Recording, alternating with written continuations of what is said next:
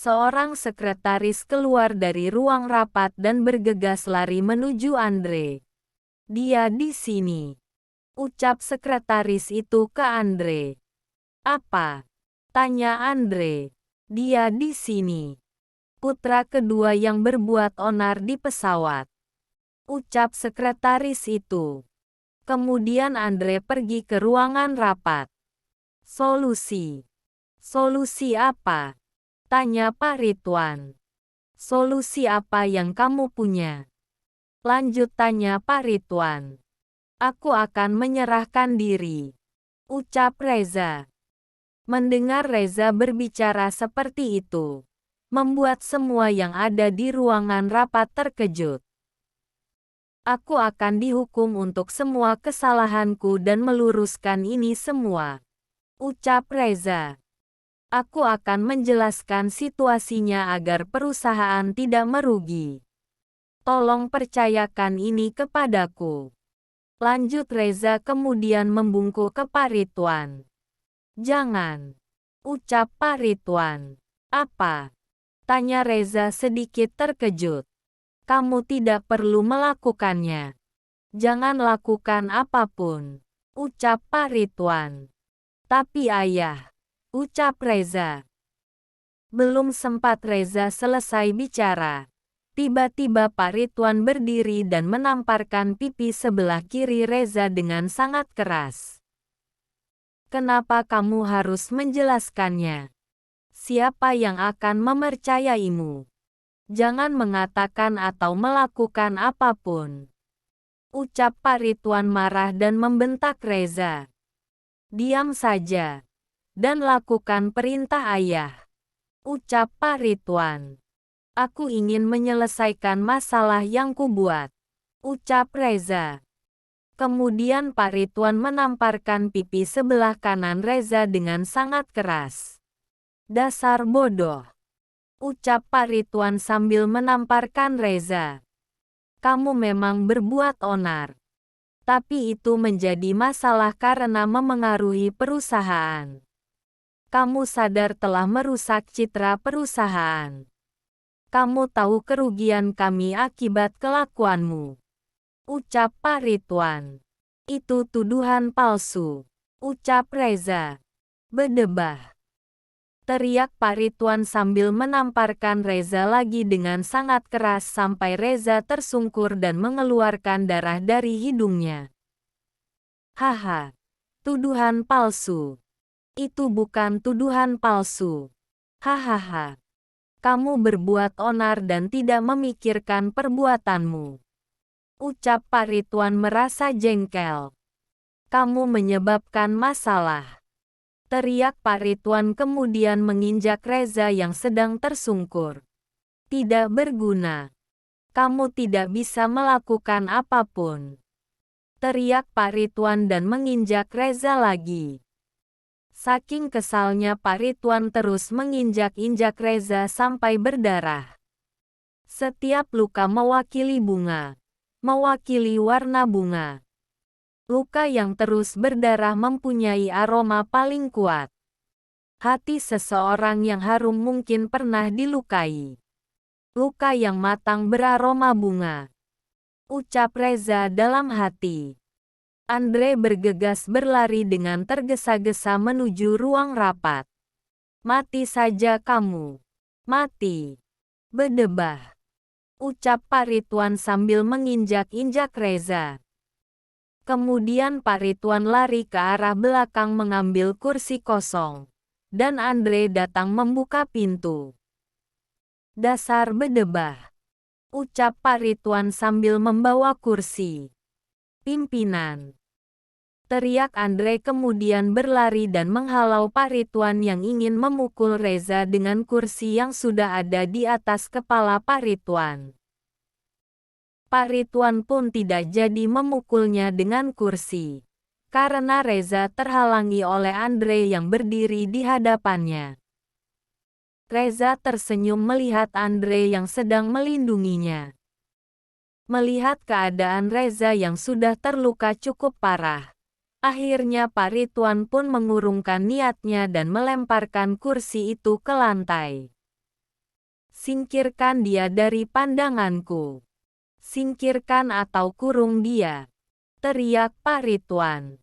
Pastikan dia tidak kemana-mana. Dan pastikan tidak ada yang melihatnya. Ucap Pak Ridwan kemudian menendang kursi dan pergi dari ruang rapat. Semuanya pun ikut bubar dan pergi dari ruang rapat.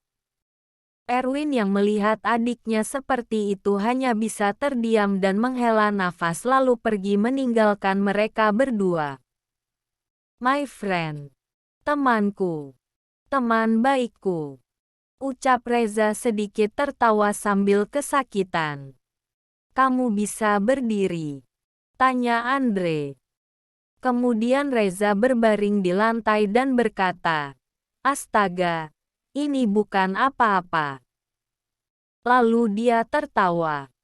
Tapi pukulan ayahku tampaknya telah melemah. Mungkin karena itu dia mulai menendang. Ucap Reza sambil batuk-batuk dan tertawa. Reza pun berdiri dengan dibantu Andre dan membantu Reza berjalan dengan merangkulnya. Seperti biasa, di jam-jam siang Bella selalu mengantarkan minuman jus dan membagikannya kepada para karyawan. Saat membagikan jus, Bella melihat Andre tidak ada di tempat duduknya. Apa dia mengurus putra pimpinannya lagi? Ucap Bella berbicara sendiri. Kemudian menaruh jus itu di meja Andre. Tiba-tiba handphone Bella berdering. Rupanya ibunya menelepon. Dan Bella hanya terdiam dan sedikit kesal seperti ada masalah dengan ibunya. Di sebuah tangga, tampak Andre sedang mengobati luka Reza di wajahnya dengan mengolesi betadin menggunakan korek kuping. Aku sudah menyuruhmu ke hotel. Kenapa malah kemari? Ucap Andre sambil mengoleskan betadin. Aku ingin membuktikan kepadanya bahwa aku bukan bocah manja. Ucap Reza sambil kesakitan. Pimpinan tidak mau kamu ditahan. Dia akan menghentikan penerbitan artikel itu dan memastikan kamu hanya mendapat masa percobaan. Ucap Andre kemudian mengoleskan luka yang ada di bibir Reza. Setelah selesai mengobati Reza, Andre memasukkan betadin itu ke kotak P3K. Reza, ada mobil di tempat parkir dan kembalilah ke hotel. Jangan ketahuan oleh para reporter yang menunggu di luar. Ucap Andre. Pada akhirnya, aku memang tidak bisa melakukan apapun sendiri. Ucap Reza. Kemudian Andre mengambil sebuah handphone di saku jasnya. Bawa ini. Ucap Andre sambil memberikan handphone. Dan matikan HP-mu. Itu mungkin akan dilacak. Ucap Andre. Kemudian Andre mengambil topi berwarna hitam di sebelahnya. Ini. Ucap Andre sambil memakaikan topi itu ke Reza. Andre berdiri dan berkata, ayo, mengajak Reza pergi. Ketika Reza dan Andre sedang berjalan, mereka melihat Bella sedang diusir oleh seorang manajer. Cepat, pergilah, keluar, teriak manajer itu sambil sedikit mendorong-dorong Bella. Ini bagus untuk pengar, ucap Bella. Tadi kamu bilang itu bagus untuk stamina. Ucap manajer itu. Ini bagus untuk stamina dan pengar. Ucap Bella sambil tersenyum. Apapun itu, aku tidak mau. Kami sibuk. Keluar, keluar, keluar. Ucap manajer itu dengan nada tinggi kemudian sedikit mendorong Bella. Bilang saja jika tidak mau. Tidak usah kasar. Jangan keras kepala dan cobalah selama sebulan. Ya. Ucap Bella sambil memelas. Aku tidak mau. Pergi. Teriak manajer itu. Kamu meminum semua sampel gratis yang kuberikan pekan lalu. Kamu menyukai sampel gratisnya, ucap Bella sambil tersenyum. Pikirmu aku bodoh? Kamu memberikan sampel dan mengatakan itu untuk acara. Beraninya kamu mencoba memaksaku untuk membeli lagi, ucap manajer itu. Pak, ucap Bella sambil memelas. Astaga, ucap manajer itu kemudian membawa tas yang berisikan jus di troli dan menghamburkan semua jus itu ke lantai. Melihat Bella diperlakukan seperti itu, membuat Andre sangat kesal dan mengepalkan tangannya. Reza pun terlihat sangat kesal ketika Bella diperlakukan seperti itu. Tidak apa-apa jika kamu tidak mau. Tapi kenapa malah melempar barang daganganku? Ini minuman untuk orang lain, ucap Bella dengan kesal sambil memungut jus-jus itu. Pak Agus, panggil keamanan. Usir dia sekarang, teriak manajer itu.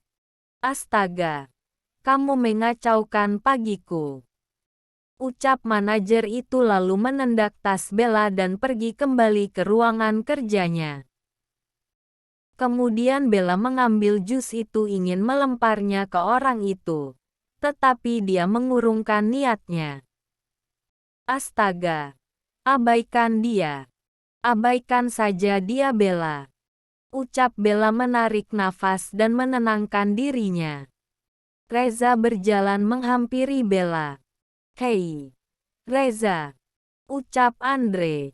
Astaga, di mana itu? Ucap Bella. Lalu Reza memungut jus-jus itu dan membantu Bella memasukkan jusnya ke dalam tas. Terima kasih, ucap Bella. Ketika ia ingin menerima jus yang ada di tangan Reza, dia terkejut ternyata itu adalah Reza. Reza, kenapa kamu di sini? Tanya Bella sedikit terkejut.